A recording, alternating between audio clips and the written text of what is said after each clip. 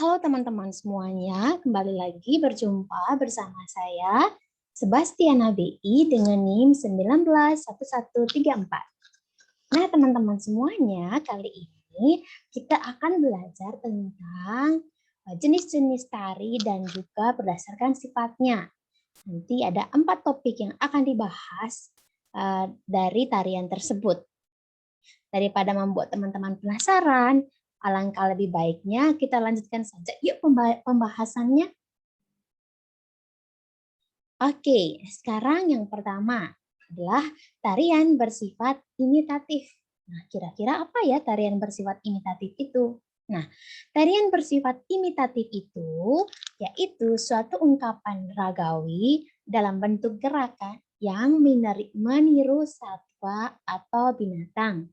Misalnya meniru binatang elang, atau buaya, atau kelinci, atau burung merak, dan sebagainya.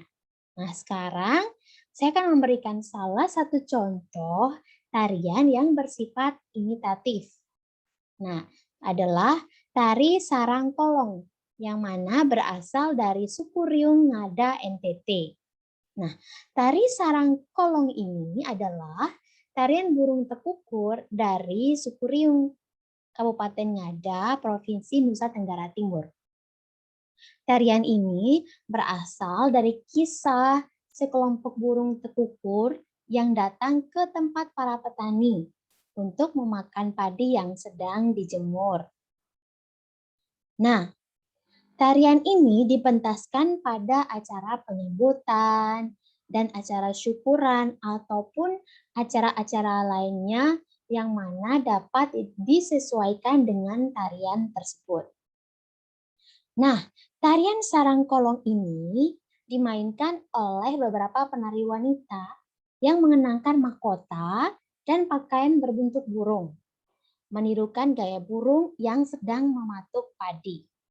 Nah, ada dua penari pria yang sedang menirukan gaya petani, yang mana sedang menggali tanah. Kemudian disusul 4 penari wanita yang menaburkan benih padi. Lalu datang ke 6 penari wanita sebagai burung tekukur, mengais dan memakan benih padi. Nah, tentunya meskipun dalam situasi real, meskipun burung tekukur ini masih memakan makanan dan sebagainya, akan tetapi masyarakat di sekitarnya tidak pernah membunuh atau mengusirnya dan sebagainya. Nah, bagaimana penjelasan tentang tarian bersifat imitatif? Semoga penjelasan dan gambaran umum tentang contoh tarian yang bersifat imitatif ini memberikan gambaran ya kepada teman-teman semuanya. Nah, sekarang kita lanjutkan ya ke tarian yang bentuknya lain lagi. Mau tahu kan penasaran seperti apa? Kita lanjut ya. Oh ya, sebelumnya saya mau menampilkan tadi tariannya.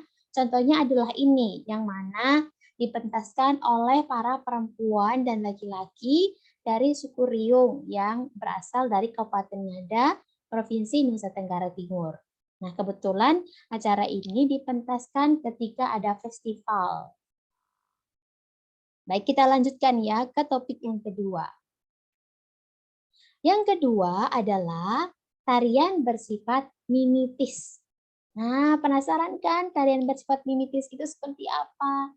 Nah, tarian bersifat mimitis itu yaitu suatu ungkapan ragawi dalam bentuk gerakan yang meniru berbagai bentuk tingkah laku atau aktivitas manusia.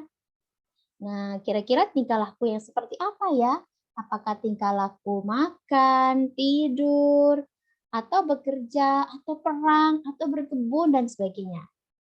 Nah, kali ini saya akan menyajikan salah satu contoh tarian yang meragawi bentuk gerakan meniru tingkah laku aktivitas manusia, yang mana berasal dari Pulau Flores itu sendiri. Pertama, ada satu contoh yakni tarian caci dari suku Manggarai yang tinggal di Pulau Flores, Provinsi Nusa Tenggara Timur. Nah, penasaran kan? Kira-kira tarian caci itu seperti apa ya? Nah, Dari kulturnya, tarian caci ini adalah salah satu kesenian tradisional yang sakral dengan konsep tarian perang. Seperti yang kita tahu bahwa tarian ini lahir ketika kondisi perang terjadi yang mana terjadi pada Pulau Flores yang terjadi sekitar abad ke-18 atau abad 19. Nah, menukil sejarahnya, tarian ini terinspirasi juga dari adu kekuatan para pemuda antar wilayah yang turun-temurun dilakukan hingga kemudian menjadi salah satu bagian kultur dan seni budaya yang sakral dari yang ada di Pulau Flores. Nah, ini adalah salah satu gambar yang menggambarkan tarian caci itu sedang berlangsung.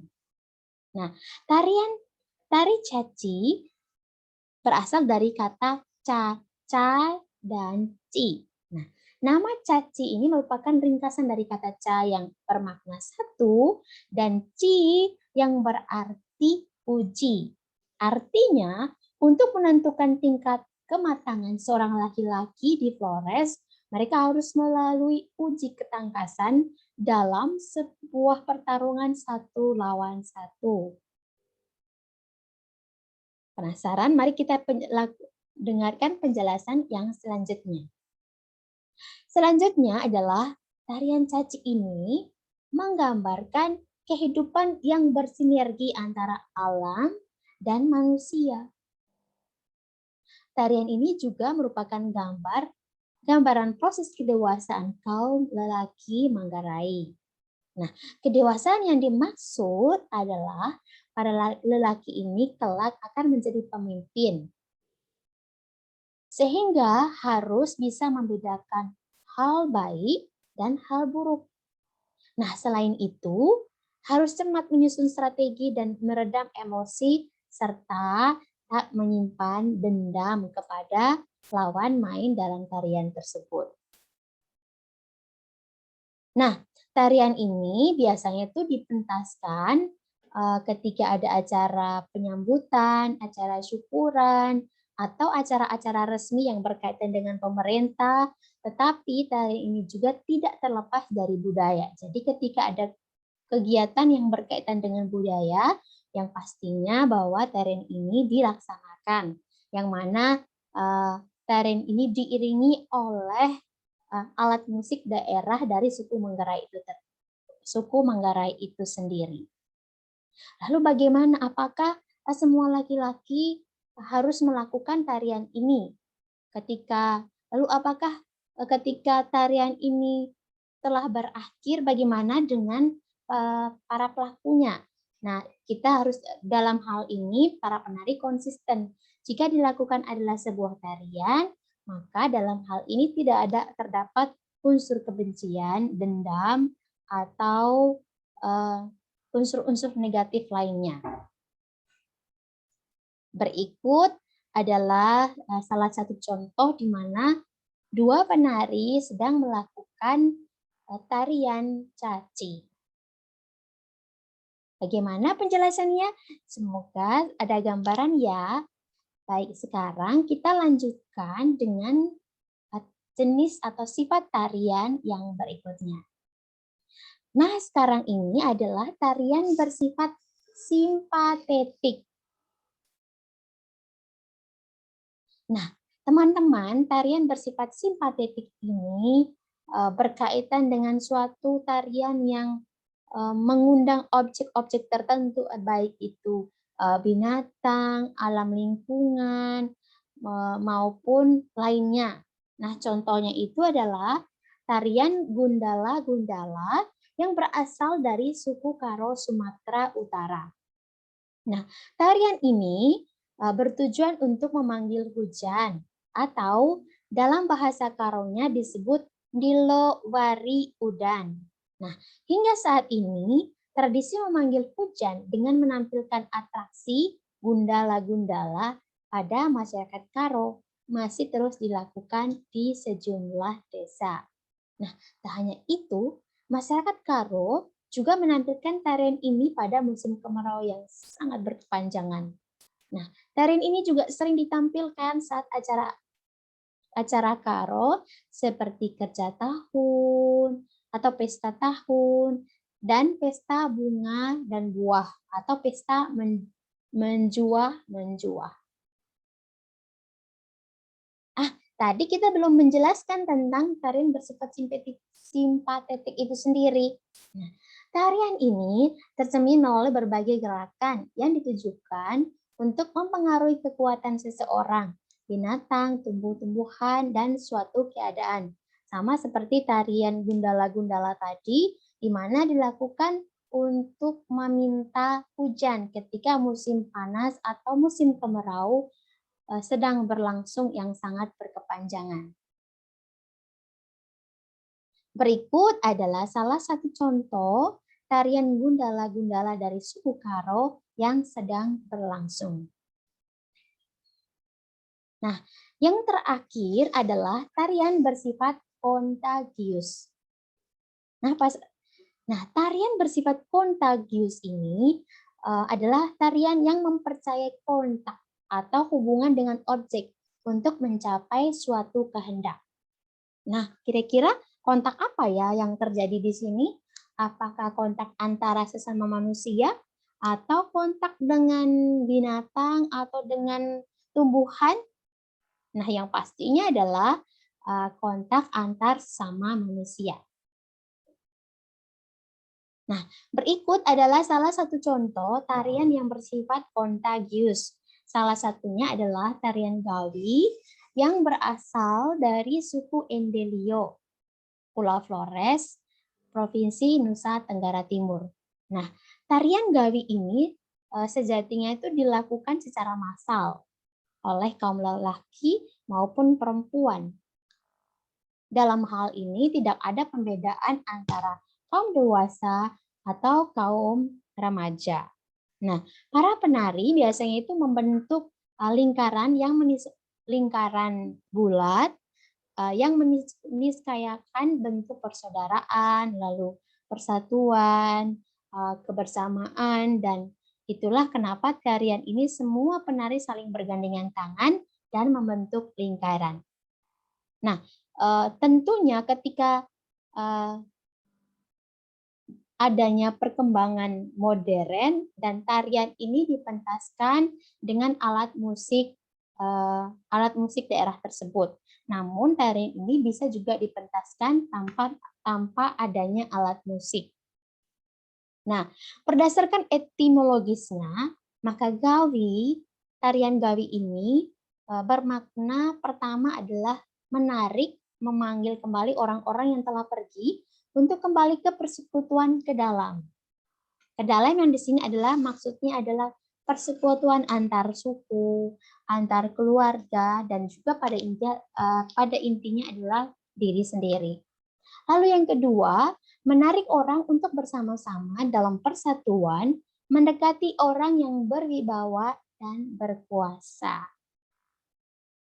Nah, tarian Gawi biasanya itu diadakan pada upacara-upacara adat, seperti pengangkatan kepala suku, atau dalam bahasa Endelio mengatakan bahwa Wakirya Renggi Beba, atau diadakan juga dalam pembangunan rumah adat, mengumpulkan hasil panen dalam lumbung padi, dan lain-lain. Nah, filosofi tarian Gawi ini adalah merayakan ritual kehidupan, baik merayakan kelahiran, masa panen, atau momen lainnya dalam kehidupan suku Endelio.